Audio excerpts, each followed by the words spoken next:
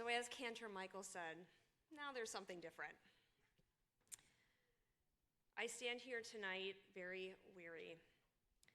October brought beautiful holidays, but also for our family great loss when Ryan's mother passed away. Someone once said, "You give the sermon you need to hear." Tonight, I guess is what my weary mind needed to hear, and I hope you can relate to its message. In the past month, both of my kids in 2 separate schools have experienced shelter-in-place emergencies. They've both asked me if Israel is going to survive the war. They listen to the news. They know that being Jewish feels different now. Just last week, many of our kids felt singled out as Jews. One day, I am the most embarrassing person to Asher, and the next, he tells me his friends want me to come to school with him. It doesn't matter why this all happened or how, but when a lot of 12-year-olds want not Asher's mom to come with them to school, but rather Rabbi Jen Kaluzny, something is very wrong. The point is, I'm attempting to raise children in a world that seems dangerous to them, physically, emotionally, and spiritually. For as long as they've been able to pay attention, our country's been horribly divided. They are hearing language coming out of the mouths of our leaders that we don't allow in our house. They see the effects of anti-Semitism at school and here at Temple too. Over the span of their short lives, they have seen the security here grow and reach the point that when they came to see their mom on the holidays, they had to walk through magnetometers. This is not the country of hands across America. This isn't even the America that came together after 9/11 and worked to heal and help neighbors and friends, and everyone proudly flew an American flag. Yes, we have lived through controversial wars and divisive politics before. I have learned the stories about Vietnam and how the troops felt when they returned. The people at my student pulpits in Arkansas and Mississippi told me about how school integration was a dangerous time because of how many people opposed it. I know we have gone through difficult times before, but something's different now. And I'm saying all of this because I actually have no idea what to say to you. I do not want to stand here tonight and give you simple solutions and promise that everything will be fine, and once again, we will all want to buy the world a Coke. That would be disingenuous, and it's not going to happen. But I don't know exactly how our coming together again as a nation will happen, and it makes me weary. This Shabbat, the last before the election, we are reading the portion of Noach and the flood. When God saw that humans' behavior was so abhorrent, God decided to wipe out every living thing on earth and start over. Now, I don't think that that's what needs to happen again, God forbid. But I don't know how we approach each other again peacefully and with kindness. I don't know how we start over. But I do know that what's happening now is not the way we're supposed to live.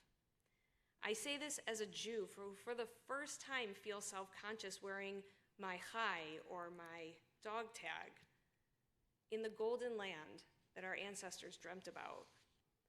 I say this as a mom who is relieved that we no longer want any more children because being pregnant now is dangerous. Yes, we're protected here in Michigan, but now women have to be careful where they travel. And I'm talking to teens who are choosing universities, not just on academics and football teams, but also where they can receive reproductive care should they need it. Is this how we take care of each other? Is this how God imagined his creation would act towards one another? I do wonder what God is thinking right now. We need to start over, but the rainbow after the flood isn't going to be sent by God this time. It won't appear without each of us becoming examples of decency and kindness.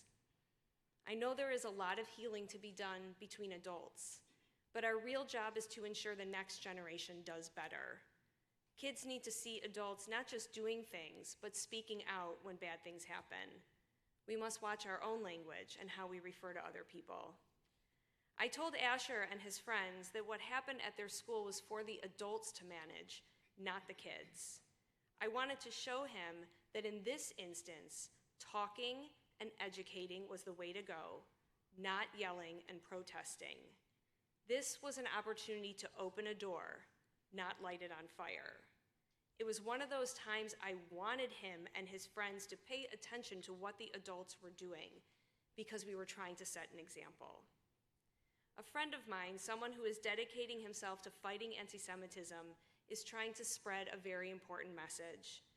No matter what happens next week, at the very least, the Jewish community needs to come back together. This is the only way we can fight anti-Semitism. That is the only way we can support Israel. We love to fight amongst ourselves, but it's usually harmless and endearing and ends with something to eat. We have to keep fighting for Israel and for our own freedom, but we have to stop fighting each other. We cannot become our own worst enemies. Maybe we're living through the flood right now because I admit sometimes I feel like I am drowning. I am not naive enough to think that we should be living in some sort of utopia, but I also can't settle for a world where my kids are scared to go to school for more than one reason. For years, I have been telling you that I will never stop preaching, teaching, and living Jewish values, and that is what I'm doing tonight. The portion of Noach is a challenge to each of us, even if we never read it that way. It is a challenge to do better than the generation of Noah. It is about how fragile our world is and how our behavior can change history for the good or for the bad. I am asking you to get out your tools, weary as you might be as well. And as the poet Yehuda Amichai wrote so beautifully, prepare yourself to turn swords into plowshares and from plowshares into musical instruments. Then if someone wants to turn the musical instruments into swords, they will have to turn them into plowshares first. I want us to work towards a world where it is dominated by musical instruments. Our kids deserve that. Our grandchildren deserve that. I'm not going to tell you how to do this or what you should do. I'm asking that you decide that for yourself. And once you decide, take action and take comfort that we're all doing this together for our families, for our country, and if you don't mind, for this very weary rabbi. Shabbat shalom.